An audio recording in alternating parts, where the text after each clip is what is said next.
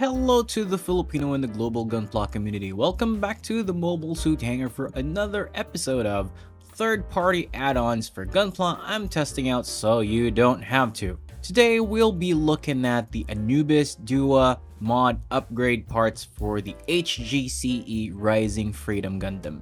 Looking at the case, it absolutely looks premium and it is definitely reusable.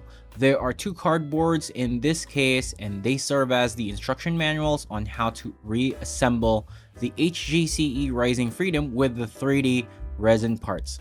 If you guys remember, I also reviewed the HG Gundam Aerial 3D upgrade parts, which is also from Anubis. Yeah, I never learned. What I like about this set is that there's a pair of metal rods for the hydraulic details for the torso. I absolutely dig this. You don't need to paint these parts. And here are the other contents of the box. We have the open holding hands, front skirts, detail parts for the shoulder armor, shoulder joint and torso connectors, open hands, arms and shoulder armor parts, thigh armor and backpack adapter, waist connector, rifle holding hands, knuckle guards, and the V-fin.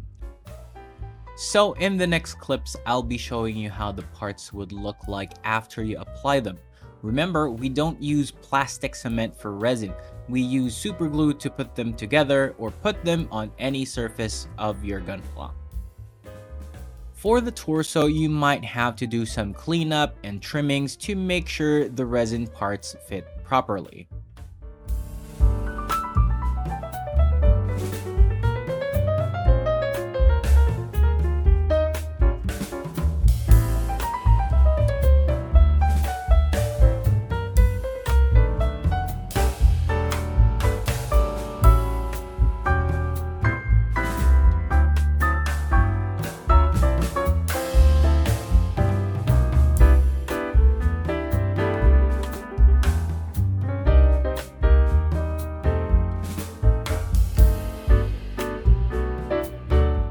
As you can see, the 3D upgrade parts somewhat extend the torso and somewhat gives you a better articulation of the abdomen.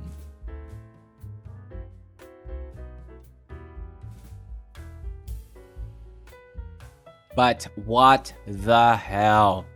I mean, yeah, again, 3D resin is very brittle. I should have drilled a hole and inserted a brass pin, then sanding the ball joint itself before attaching it to the waist. Ugh.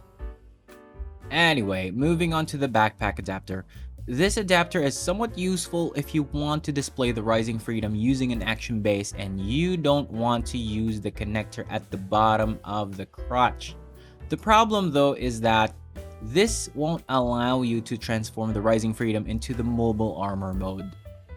Next is the arms and shoulders. Installation is pretty simple, but the 3D printed joint connector does not really fit well between the shoulder armor, and I just ended up using the original shoulder connector. And yeah, I broke this part too when I was cutting it off the plate. The waist is quite straightforward to put on, but again, it still feels brittle. Here's how the legs look like. Nothing too complicated, it does the job. This is the overall look once you've applied the detail up parts. Final thoughts about this set of 3D upgrade parts. To be honest, they really do the job of adding better details to this kit. I just hope that the material wasn't 3D resin. It could have been like the one from the HG Aerial joint upgrade parts.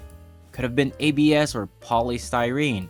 And yeah, I broke the waist armor too because I dropped the Rising Freedom on the floor. Oh well, I'm just going to use the original waist armor. So again, the question is, do you want to buy this? If you plan to just put your model kit in a static standing pose and never touch it again, by all means, buy this set.